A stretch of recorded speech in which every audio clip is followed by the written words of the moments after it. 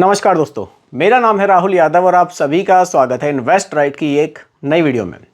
दोस्तों, आज की वीडियो में बैकग्राउंड आपको थोड़ा सा अलग दिखाई दे रहा होगा। असल में आज मैं अपने स्टूडियो से बाहर हूं, लेकिन वीडियो आपको आज भी बहुत ही इन्फॉर्मेटिव देखने को मिलेगी। देखिए, आज कुछ कमेंट्स पर हम लोग डिस्कस करेंगे। कमेंट जो मैंने रखा है, पहले कमेंट पर अगर मैं बात करूं तो वो कमेंट मैंने रखा है राज रॉय करके, एक चैनल से कमेंट है। इनका सर का कहना है कि सर, मैंने एसबीआई अपॉर्चुनिटी फंड में 50,000 रुपये का लमसम किया था, लेकिन अभी लॉस दिखा रहा है 6,000 रुपये का, तो अभी क्या करना चाहिए। देखिए, अगर अभी हाल फिलहाल की हम लोग मार्केट कंडीशन की बात करें तो सभी जानते हैं कि मार्केट में इस समय काफ़ी गिरावट हमें देखने को मिली है। अगर इस समय हम अपना पैसा निकालते हैं तो वाकई हम मार्केट से एक बड़ा लॉस लेकर निकलेंगे।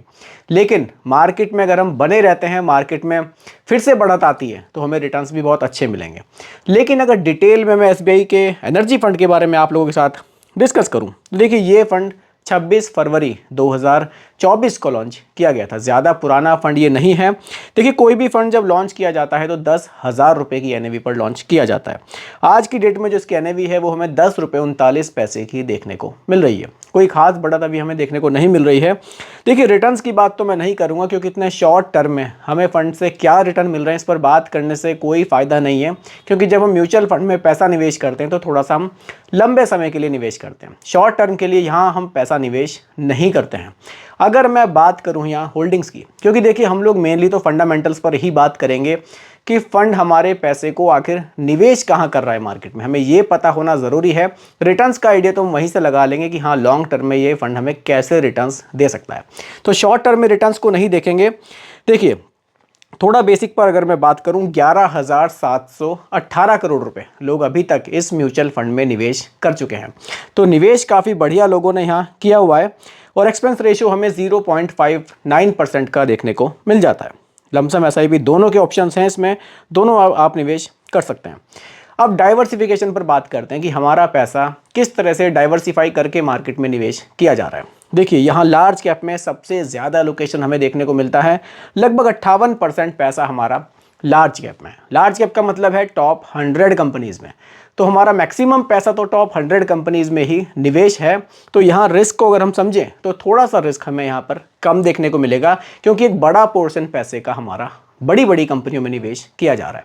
देखिए, बड़ी कंपनियों से मतलब है कि वो कंपनियां जिनकी वैल्यू 20,000 करोड़ से ज़्यादा है। तो काफ़ी बड़े साइज़ की कंपनियों में पैसा निवेश है। मैं आपको भी होल्डिंग्स में बताऊंगा कि कौन कौन सी वो कंपनियां हैं। बाकी स्मॉल कैप में यहाँ 20.8% का निवेश है और मिड कैप में 17% का निवेश है।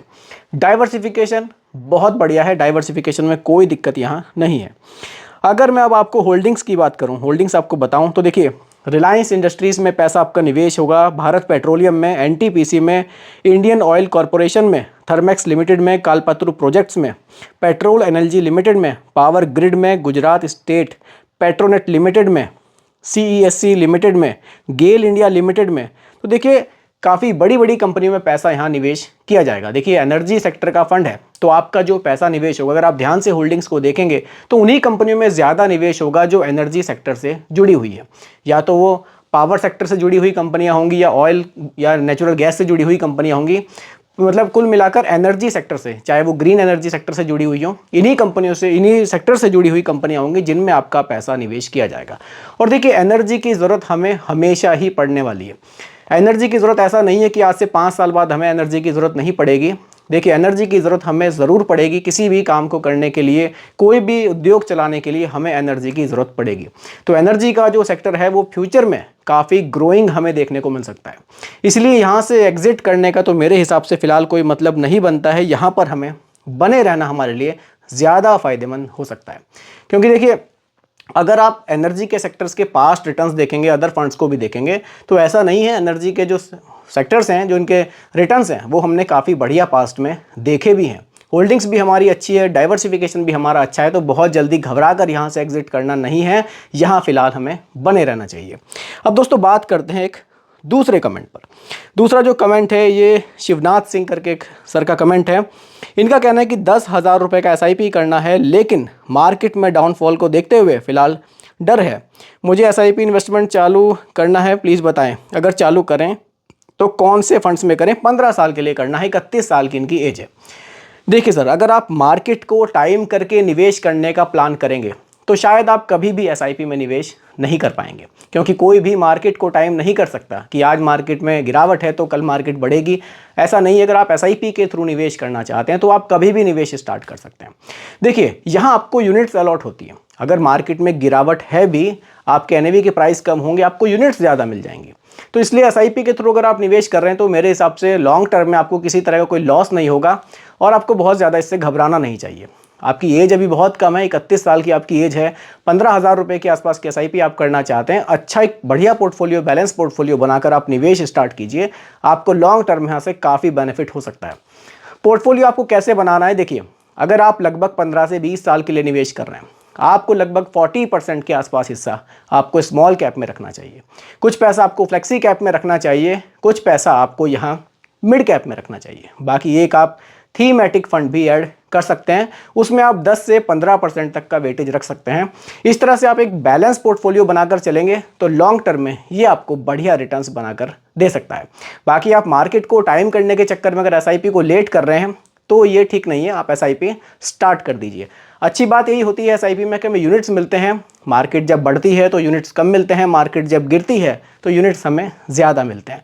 तो मार्केट के उतार चढ़ाव का एक एवरेज हमें यहाँ म्यूचुअल फंड में देखने को मिल जाता है। अगर आप स्टॉक मार्केट से कंपेयर करेंगे तो वहाँ एवरेजिंग करने में हमें बहुत दिक्कत हो जाती है, सब लोग कर भी नहीं पाते हैं। लेकिन म्यूचुअल फंड में एवरेजिंग करना थोड़ा सा ईजी होता है। इसलिए म्यूचुअल फंड के थ्रू अगर आप निवेश कर रहे हैं तो आपको समझिए कि आप बहुत ज़्यादा जोखिम में पैसे को निवेश नहीं कर रहे हैं। तो दोस्तों, यही आज की वीडियो में 2 कमेंट्स मैंने पिक किए थे। उम्मीद करता हूं कि आप सभी को वीडियो काफ़ी पसंद आई होगी।